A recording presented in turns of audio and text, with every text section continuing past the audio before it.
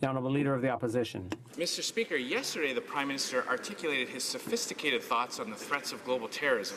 He told Americans that it was super important to invest in investigative national security stuff. He then described the impact of violent acts of terror, saying Canadians are able to respond to, quote, bad things happening without, quote, falling into a bad space.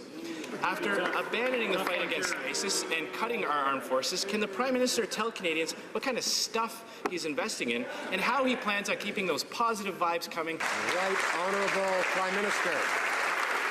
I'm glad the Leader of the Opposition's new duties haven't kept him from his daytime TV watching. The fact is, Mr. Speaker, we take very, very seriously the importance of both protecting Canadians' rights and defending our safety at the same time. The Honourable Leader of the Opposition. Well, Mr. Speaker, after a week of avoiding me, that was the only place I could find him.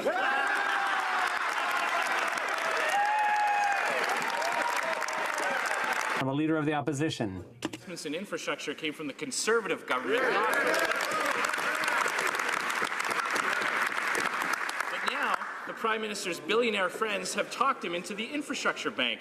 And guess what? Canadians will have to pay for it. But it's not too late to do the right thing. He can listen to those who have raised serious concerns about this $35 billion boondoggle waiting to happen. Will the Prime Minister put the brakes on this scheme, or does he really want to force Canadian taxpayers to co-sign loans for the richest 1%? Right, Honourable Prime Minister. Mr. Speaker, we lowered taxes for the richest, we raised taxes for the wealthiest 1% and lowered them for the middle class, which... The Honourable Leader. Count on about Liberals is that eventually they start acting like Liberals. And now Canadians are seeing the Prime Minister once again put the interests of Liberal insider ahead of the integrity of our institutions. This time he's trying to ram through the appointment of Madeleine Meilleur as Official Languages Commissioner.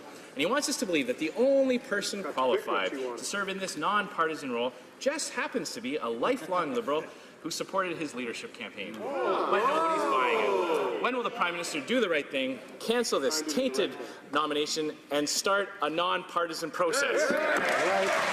Mr. Speaker, the Prime Minister's message to foreign investors is no credit, no problem. On another point, for weeks we've been calling on the Heritage Minister to cancel the partisan appointment of Ms. Meilleur as Commissioner of Official Languages, but unfortunately, the position has become politicized with the appointment of a Liberal, and it's ridiculous. Will the Prime Minister show some common sense here and scrap the appointment of Ms. Meilleur? The Opposition. Order. Mr. Speaker, parents work tirelessly to provide a safe and secure life for their children. They pick neighborhoods and schools based on what's best for their kids, and they are always focused on keeping them safe. Every parent deserves to know if a high-risk offender is living next door. So when the Liberals suggest that it's a better idea to defend these high-risk sex offenders than to help parents keep watch over their kids, he is putting the rights of dangerous criminals ahead of the safety of Canadian families. When will the Prime Minister show some compassion for victims and their families instead of repeat dangerous offenders? Right, Honourable Prime Minister. Mr. Speaker, what hasn't changed is the Conservative propensity to politicize things that really shouldn't be politicized. The Honourable Leader of the Opposition.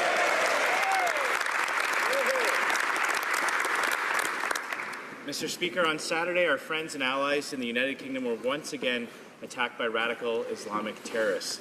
I want to thank the Prime Minister for his statement, and I trust that all members stand in solidarity at this time. A Canadian, Chrissy Archibald from British Columbia, was a victim, and her family is asking Canadians to, quote, volunteer their time and labor or donate to a homeless shelter. Tell them Chrissy sent you. I want to echo that sentiment today. Can the Prime Minister please provide us with an update as to the government's response and reaction to this latest act of terror? Right, Honourable Prime Minister.